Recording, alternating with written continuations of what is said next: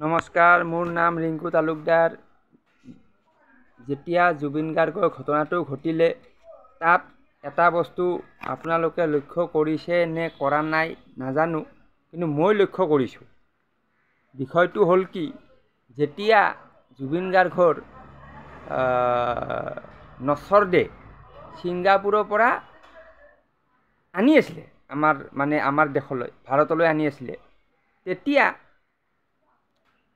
আমাৰ অসমৰ মুখ্যমন্ত্ৰী ৰিচিভ কৰিবলৈ দিল্লী কিয় গ'ল, মানে দিল্লীলৈ কিয় গ'ল, এই প্ৰশ্নটো মোৰ মনলৈ আহি আছে। কাৰণ কিয় নচৰদেটো ছিংগাপুৰৰ পৰা দিল্লীলৈ আনিলে, এগেইন দিল্লীৰ পৰা অসমলৈ আনিব লাগে, হয়নে?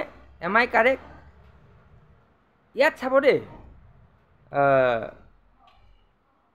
অসমৰ মুখ্যমন্ত্ৰী দিল্লীলৈ গৈছে। যদি তুমি দিল্লীলৈ যাব পাৰিছা তেনেহ'লে তুমি ছিংগাপুৰো যাব লাগে, যে ভাই ঠিক আছে মই ছিংগাপুৰে যাম, ছিংগাপুৰত ক'ত সাগৰত কি হৈছে গোটেইখিনি মই চাম, গোটেইখিনি জানিম, গোটেই মেডিকেল ৰিপৰ্টটো ল'ম, চব কৰিম। সেইটোৱে কৰিব পাৰিলে হয়। যদি সেইটো কৰা নাই তেনেহ'লে দিল্লীলৈ কিয় গ'ল? অসমলৈ আনিব দিয়া, অসমলৈ আনক, অসমত ৰিচিভ কৰা, হয়নে? তো ইয়াত মানে এটা গোপন কাহিনী আছে। এই গোপন কাহিনীটো মই মানে কৈ আছোঁ।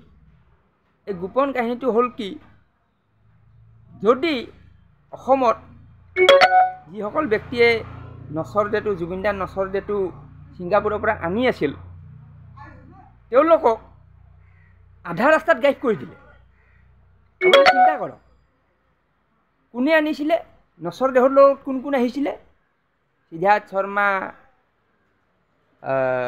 সঞ্জীৱ নাৰায়ণ, শ্যাম কানু মহন্ত, এনেকৈ যিবোৰ আহিছিলে, তেওঁলোকক মানে দিল্লীত মানে গাইড কৰি দিলে। মানে দিল্লীৰ পৰা তেওঁলোক গাইব হোৱা নাই, তেওঁলোক আহিছে, কিন্তু সেই বস্তুটো ডাইভাৰ্ট হৈ গ'ল। কাৰণ নিউজত কি বাজিলে যে অসমৰ মুখ্যমন্ত্ৰী গৈছে দিল্লীলৈ, দিল্লীত মানে নচৰদে ৰিচিভ কৰিছে। আৰে দিল্লীত ৰিচিভ কিয় কৰিব লাগে? অসমত ৰিচিভ কৰা। তেতিয়া কোনে কোনে আনিছিল এই বস্তুটো ওলাই গ'লে হয়, হয়নে? তো তেওঁলোকক মানে পলাবৰ কাৰণে সুবিধা কৰি দিছে। তো এই কেছটো মই কৈ আছোঁ যে অসমৰ মুখ্যমন্ত্ৰীয়ে এইটো একদম প্ৰপাৰ যিটো তদন্ত সেইটো নিবিচাৰে। কিয় নিবিচাৰে? কাৰণ কিয় ইয়াত যিসকল ব্যক্তি জড়িত সকলো CM-ৰ ঘনিষ্ঠ হয়, মানে একদম ভাতঘৰৰ মানুহ হয়। যাৰে নাম কওক, শ্যাম কানু কওক, কাৰোবাৰ নাম কওক, যেনেকৈ এতিয়া নিশিতা গোস্বামীটো এতিয়া মানে কি ক'ম কি নক'ম এনেকুৱা হৈ গৈছে। কাৰণ জুবিন দাকো ভাল পায়, শ্যাম কানুকো ভাল পায়, এই কাৰোবাকো ভাল পায়, চবক ভাল পায়। তো CM-ও তেনেকুৱা, CM এতিয়া জুবিনকো ভাল পায়, শ্যাম কানুকো ভাল পায়, সিদ্ধাৰ্থকো ভাল পায়, এই আৰু কি কি আছে চবক ভাল পায়।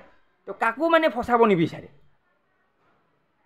এইটো বিচাৰে যে জুবিনদাৰ মৃত্যু হ'ল, এইটো যেন এটা স্বাভাৱিক মৃত্যু হওক, আৰু হ'ল আৰু ঘটনা এটা হ'ল, দুৰ্ঘটনা এটা হ'ল, কিবা এটা হ'ল, এনেকৈ মানে যাতে বিষয়টো তল পৰি যায়। ইয়াত মানে কাৰোবাৰ ভুল আছে, কোনোবা দোষী, কোনোবাই শাস্তি পাওক, এইটো মানে অসমৰ CM-এ নিবিচাৰে। এই কথাটো মই ক'বৰ কাৰণে কৈ আছোঁ। এই কাৰণে মানে দিল্লীত গৈছে, নহ'লে দিল্লীত যাব কিয় লাগে? তুমি যদি ছিংগাপুৰৰ পৰা দিল্লী আনিব পাৰা, দিল্লীৰ পৰা তুমি অসম আনি দিয়া। আনিব যদি নোৱাৰা লৈ কিয় গৈছিলা? তো এইবিলাক কথা আছে ভাই।